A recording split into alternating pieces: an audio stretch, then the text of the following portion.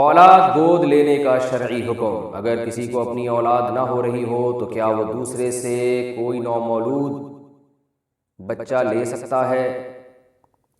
اور کارڈ وغیرہ میں اپنی ولدیت تبدیل کرنا کیسا ہے؟ سعید الرحمان۔ دیکھیں، اگر اپنے اولاد نہیں ہو رہی ہے تو آپ بچہ لے کے پال سکتے ہیں، لیکن اس میں بچے کا نقصان یہ ہوتا ہے، بچے کا نقصان یہ ہوتا ہے کہ بعض دفعہ بچہ جو ہے نا اپنے بہن بھائیوں سے محروم ہو جاتا ہے۔ دیکھیں، جیسے آپ کو بچے کی ضرورت ہے نا، بالکل اسی طرح بچے کو بھی بہن بھائیوں کی ضرورت ہوتی ہے۔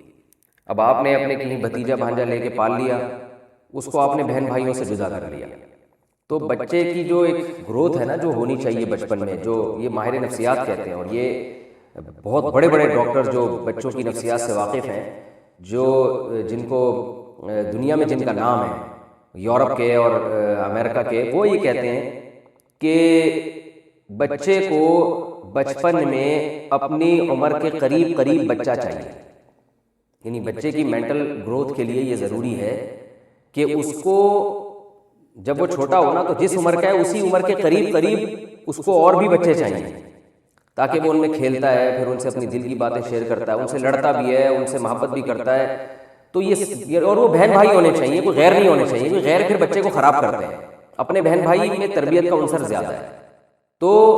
آپ جب کوئی دوسرے کا بچہ ایڈاپٹ کرتے ہیں نا تو اس میں آپ کا تو فائدہ ہو گیا، لیکن اس بچے کا بہرحال نقصان ہوتا ہے کہ وہ بالکل اکیلا ہو جاتا ہے، اور پھر اس کی وہ اس طرح سے دماغ گرو نہیں کر پاتا، یہ اتنی خوشیاں اس کو نہیں ملتی جو بچپن میں اس کو بہن بھائیوں سے ملتی ہیں۔ اگرچہ وہ لڑتے ہیں، اگرچہ وہ ایک دوسرے کے بال کھینچتے ہیں، لیکن محبت بھی کرتے ہیں، وہ ایک دوسرے سے اپنی دل کی باتیں شیئر کرتے ہیں۔ آپ یعنی تجربہ کر کے دیکھ لیں،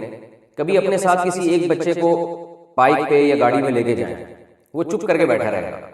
لیکن اس کے ساتھ اسی کی عمر کے قریب قریب دوسرا بچہ ہوگا نا تو آپ دیکھیں اس کی مستیاں دیکھیں، ایسی باتیں کرے گا، انجوائے کرے گا ہر چیز میں، تو بچہ بچے کو دیکھتے ہی کھلکھلا اٹھتا ہے۔ تو اسی وجہ سے جو ماہر نفسیات ہیں نا وہ یہ بھی کہتے ہیں کہ دو بچوں کی پیدائش میں زیادہ وقفہ بھی اس وجہ سے بچے کے لیے بھی نقصان دہ ہے، کیونکہ جیسے آپ کا بڑا بچہ ہے وہ بڑا ہو گیا، چھوٹا میں 3-4 سال کا وقفہ ہوگا نا تو وہ ان کے جو دماغی لیول ہے وہ آپس میں پھر ملتا نہیں، تو وہ میں نے دیکھا ہے بہت سے گھروں میں کہ ایک بڑی بیٹی ہے، اس کے بعد 3-4 سال کے بعد دوسری بچی ہوئی تو وہ بڑی بچی جو ہے نا وہ تنہائی کا شکار ہو گئی، اور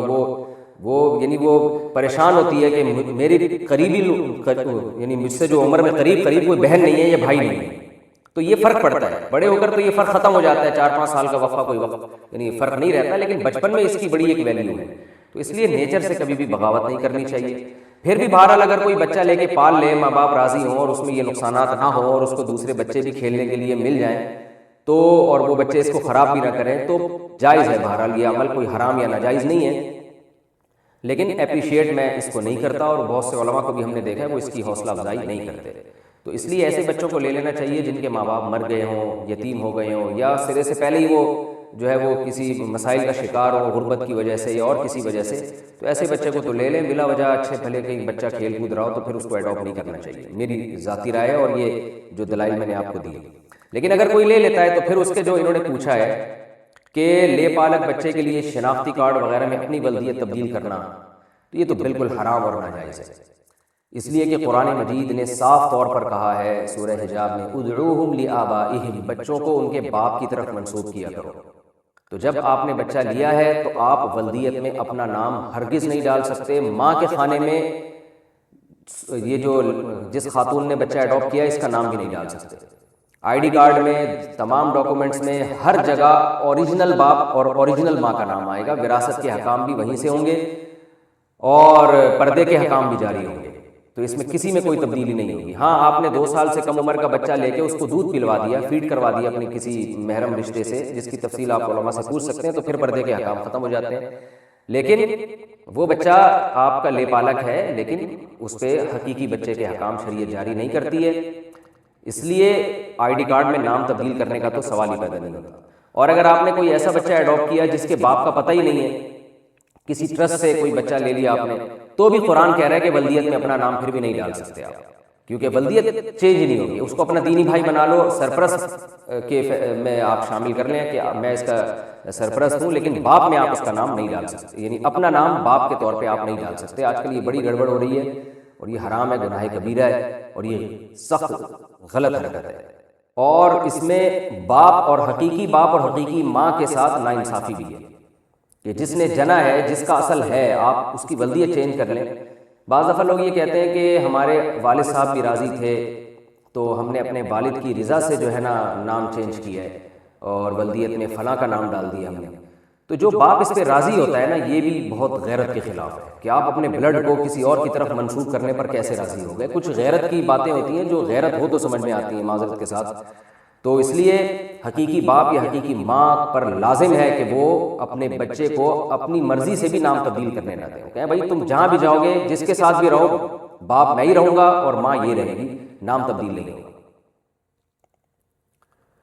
اسلام میں جو ہے نا خونی رشتوں کی بڑی قدر ہے. ایسا ہی نہیں کہ کچھ بھی اٹھا کے کر دو. تو بلڈ ریلیشن کو اسلام ہمیشہ ترجیح دیتا ہے. سوتیلا باپ اوریجنل باپ نہیں ہو سکتا اور سوتیلی ماں اوریجنل ماں نہیں ہو سکتی. تو یہ 2 اور 2 4 کی طرح اسلام نے حکام بیان کر دیے ہیں کہ چاہے سوتیلے باپ نے کتنے ہی احسان کیے ہوں، لیکن اسلام پھر بھی اوریجنل باپ کو، کیونکہ وہ بلڈ ہے آپ کا، اس کو ترجیح دی ہے. سوتیلی ماں نے کتنے ہی احسان کیے ہوں، اس کے احسانات کا بدلہ آپ دیں، اس کے لیے دعا مانگیں دنیا میں بھی آخرت میں بھی، لیکن اوریجنل ماں کا آلٹرنیٹ نہیں ہے. اور اوریجنل ماں کے جو حقوق ہیں وہ سوتیلی کے نہیں ہو سکتے. تو ان سب چیزوں کو آج ہمارے معاشرے میں دھجیاں اڑائی جا رہی ہیں. ہم سارے حکام انگریزوں سے لے رہے ہیں. ان کے یہاں بلڈ ریلیشن کی کوئی خاص ویلیو نہیں ہے. ان کے یہاں تو جو اچھا سلوک کرے وہ بہت اچھا ہے، جو نہیں کرے تو وہ اچھا نہیں ہے. اسلام کہہ رہے ہیں سب سے پہلے خونی رشتے ہیں. آپ کا جو بلڈ ریلیشن ہوگا، خونی رشتہ ہوگا، وہ اچھا سلوک نہ بھی کرے تو بھی اچھا ہے، کیونکہ اس کے خونی رشتہ ہے آپ کا. تو اللہ تعالیٰ نے ہمیں ایک فیملی کی صورت میں، خاندانوں کی صورت میں پیدا کیا ہے. ایسا نہیں کہ کوئی بھی اٹھا کے کسی کو پال لے تو وہ حقیقی باپ بن گیا. ہاں یہ ضرور ہے کہ کسی نے آپ پر بچپن میں احسان کیا، آپ کو باپ کی جگہ باپ بن کے پالا ہے، تو آپ اس کے لیے دعا کریں، اس کے ساتھ اچھا سلوک کریں، اس کو عزت دیں. لیکن حقیقی باپ بہرحال حقیقی ہے اور حقیقی ماں بہرحال حقیقی ہے. قرآن و سنت میں اس کی بہت زیادہ ویلیو ہے.